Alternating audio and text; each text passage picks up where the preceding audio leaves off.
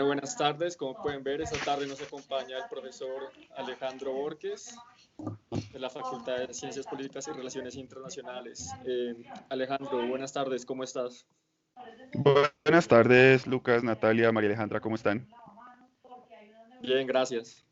La primera pregunta que te queremos hacer es ¿por qué los grupos transnacionales como los kurdos pueden afectar tanto la política exterior de una superpotencia como Estados Unidos?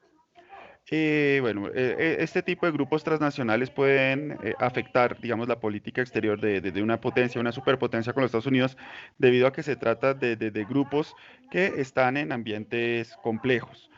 Con ambientes complejos me refiero a que hay un alto número de actores, o hay una gran interacción entre ellos y una dinámica cambiante entre estos actores. Entonces, claramente un grupo como los kurdos maneja diversas tipos de alianzas, de contactos y también de enemistades o rivalidades que no siempre son tan claras, no siempre son más bien difusas, ¿sí? Y digamos que no caen en ese discurso de blanco y negro dicotómico en el que les gustaría a las potencias, digamos, organizar el mundo, ¿no? Entre aliados y enemigos. Entonces, precisamente con el ejemplo que tú mencionas, como los kurdos, ¿no?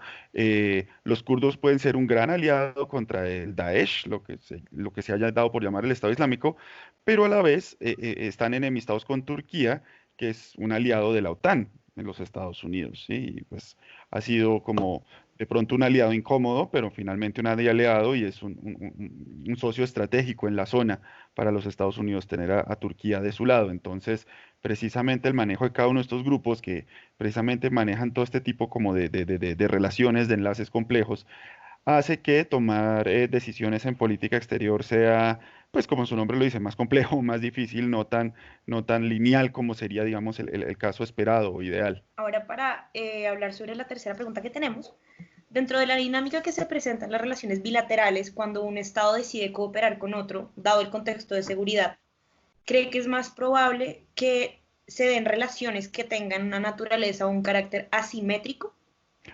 Por supuesto, porque de otro modo hablaríamos más de una alianza, ¿no? De un encuentro militar entre estados más o menos pares contra un objetivo común. En el caso de cooperación, normalmente se da, si uno se da cuenta, en situaciones de asimetría, ¿no? Porque, pues precisamente se presenta bajo el discurso de una ayuda, ¿sí? De ayuda de tipo militar, económico, etcétera, etcétera, pero ese tipo de cooperaciones, pues precisamente van con una contraparte. Muchas veces implican el permitir tener bases militares o apropiación de recursos. O sea, eso nunca es de una forma unilateral. Por eso, digamos, algunos teóricos, sobre todo de la teoría realista, mencionan que una de las formas más efectivas de socavar con la soberanía de un Estado es por medio de cooperación, ¿cierto? Y si ustedes se dan cuenta, pues normalmente esto se da entre una potencia, una superpotencia y un Estado, digámoslo, débil, pequeño, de pronto hasta intermedio, ah, pero que ofrece, digamos, algunas ventajas geopolíticas y en el caso de seguridad, pues geoestratégicas, ¿no? De proyección a, a- a alguna proyección a un centro de gravedad o a un pivote o a lo que se necesite, pues en este caso, cual sea la proyección geoestratégica de la potencia que, pues precisamente está dando esta cooperación. Entonces, claramente, una relación de cooperación se da es en condiciones de asimetría. ¿Cuál cree que es la razón por la cual una percepción sobre un grupo cambia de ser una no amenaza a una molestia a una amenaza? Pues aquí ya que hablamos de realismo, podríamos utilizar un poquito esa teoría precisamente. Es cuando, pues es dependiendo de los intereses, ¿no? Entonces, por siempre, como el ejemplo que utilizo yo de los mujahidines en Afganistán, ¿no? En el 88, 89, les dedicaban películas, hasta Rambo 3, los grandes liberadores de Afganistán, ¿no? Y recordemos pues la guerra. Entre Afganistán y la Unión Soviética, y 15 años luego, pues los mujahidines son un grupo terrorista, son una amenaza mundial, etcétera. Entonces, todo va cambiando pues de acuerdo con los intereses que hay en juego. Lo que pasa es que precisamente como estos grupos, pues hablábamos, digamos que superan un poco la teoría realista en el hecho de que de que están más en estas redes complejas, digamos que este tema de complejidad del realismo no lo aborda, no, o más bien, no da las luces, toca aquí utilizar pues precisamente teorías más de complejidad y más de ahí, entonces pues podemos ver que en esas redes, que yo por eso les decía que son de cambiantes, ¿sí? Que son mucho más dinámicos, las alianzas, las rivalidades, las enemistades, y que a veces me gusta a mí comparar como con los antiguos feudos de la Europa medieval, en donde uno era aliado del otro, pero estaba sujeto a la corona del otro, entonces precisamente se da esta red de complejidad, entonces dependiendo de la circunstancia y del interés, digamos, en ese momento, un grupo fácilmente puede mutar en el discurso de amenaza a molestia a no amenaza. Pero entonces, en ese orden de ideas, al intentar la OTAN no meterse en este tipo de asuntos que me imagino que deben ser como ya demasiado messy para la organización, ¿qué pasa con los intereses geoestratégicos de países como Estados Unidos en una región tan delicada como lo que sería eventualmente un Kurdistán? Lo que La pasa OTAN es no tiene que nada que ver ahí. Lo que pasa es que estamos viendo que desde Obama se está dando un repliegue de Estados Unidos, no solo en Europa, a nivel global. Eh, no hace mucho Trump estaba intentando finalmente llegar a un acuerdo con los talibán en Afganistán y Turquía, pues precisamente en la península de Anatolia es un pivote importante para Eurasia y bueno, esta zona del Oriente Medio. Pero lo que estamos viendo es un Estados Unidos que está sobrecargado, sobreextendido en capacidades. Entonces, por eso estamos viendo que desde Obama se ha intentado como casi casi decir, bueno, ¿saben qué? Ahí les dejamos, chao, chao, ¿sí?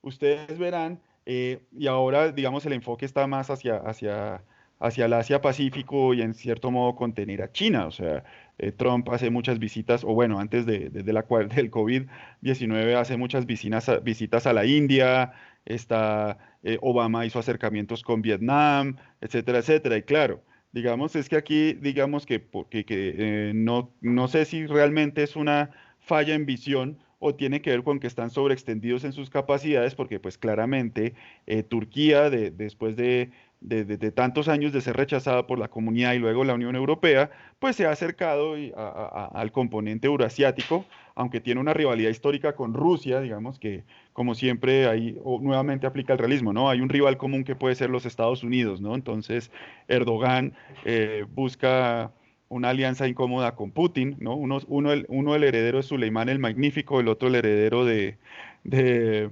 Pedro el Grande, ¿no? Entonces, digamos que en ese juego eurasiático, por eso Estados Unidos cada vez está como más alejándose y de pronto volviendo a su rol histórico como potencia naval, ¿no? A simplemente tener un control sobre ciertos puertos y hasta de pronto su estrategia de repliegue sirve un poco porque en el momento en que Rusia insista a volver a mares cálidos por el Mar Negro y el Mar Mediterráneo, pues tiene que pasar por el Bósforo y Dardanelos, que eso es Turquía, ¿verdad? Entonces, ahí está el peso geográfico e histórico. Entonces, pues faltará ver si es exitoso o no, no estoy, sí, sino simplemente como mirando como todas las aristas a lo que se va. Claro, Turquía es un lugar aún hoy, un pivote geoestratégico importante en la zona euroasiática, pero ya tenemos a a Estados Unidos sobreextendido en sus capacidades que claramente está como dejando el resto del globo como a su suerte a ver qué pasa, un poco como por así decirlo en palabras llanas. Ujú. Sabiendo todo lo que nos acaba de explicar con respecto a la historia y a la geoestrategia, existe este discurso y esta estrategia en contra del terrorismo, tanto en Ujú. Europa Occidental como en Estados Unidos, que pues como usted bien lo mencionó, viene desde el 9/11 e incluso desde antes, pero Ujú. entonces no resultaría un poco contradictorio que no esté dentro de los intereses de potencias como los miembros de la OTAN a la hora de intervenir con los kurdos y que la percepción de amenaza no sea eh, congruente con la turca, sabiendo que igual todos tienen de alguna manera intereses de por medio, ya sea por el lado estratégico, que ya nos explicó esa parte, o por el tema del combate contra el terrorismo. Sí, claro, lo que pasa es que aquí hay que tener algo en cuenta. Los ataques terroristas que se han dado ya en suelo europeo, ninguno ha sido perpetrado o por lo menos reconocido por parte de los kurdos, ¿sí? Por eso ellos delegan a los kurdos como un caso local, o sea, el PKK claramente hace sus acciones en donde ellos reclaman la tierra del Kurdistán y pues sus alrededores, ¿verdad? O sea, no sabe de que se estalló una estación de metro o hubo un lobo solitario que reclamara esto al PKK, ¿no? Sí, el enfoque estaba más hacia Al Qaeda, bueno, y luego a Daesh, y de todos modos, precisamente lo que se ve es una Europa, pues, indecisa en esa materia. De por sí, digamos, la capacidad militar europea no es lo que fue hace unos siglos, claramente, como para hacer una incursión. eh, entonces, fíjense que ellos como que algunos estados sí apoyaron a Estados Unidos en sus cruzadas morales en Oriente Medio, pero otros sí se mantuvieron y tratan de manejar la cosa más polite, es como mientras no nos jodan, por así ponerlo de una forma un poco grosera, mientras no nos fastidien, nosotros acá, usted allá, ¿sí? Y ese es su problema. Y pues hemos visto pues precisamente históricamente cómo se le ha hecho el quite a Turquía en años de pues 30 años para acá, si no más, de integrarla a este proyecto europeo que ya no es tan atractivo como lo era hace 20 años, precisamente. Entonces, esos es como los retos de Europa actualmente. ¿Cuál es su posición en el mundo? ¿Cuál es su rol a jugar en el mundo? Claro. Entonces ya cada vez más se está asimilando como que Europa es la patica que le sale a Eurasia, ¿no? Entonces en eso de pronto sí se van a tener que comprometer un poco más, pero de momento lo que vemos es eso, ¿no? Una posición como muy apática respecto a lo que pueda suceder, o sea, mientras no nos afecte, o sea, no nos manden sus inmigrantes, pero resuélvalo, ¿cierto? Vale. Ujú. Alejo, muchísimas gracias. Creo que no tenemos más preguntas por el momento. No sé si Natalia o Lucas quieran formular alguna última pregunta por ahora. No, muchísimas gracias. No, Listo, con mucho súper. gusto, Natalia. Lucas.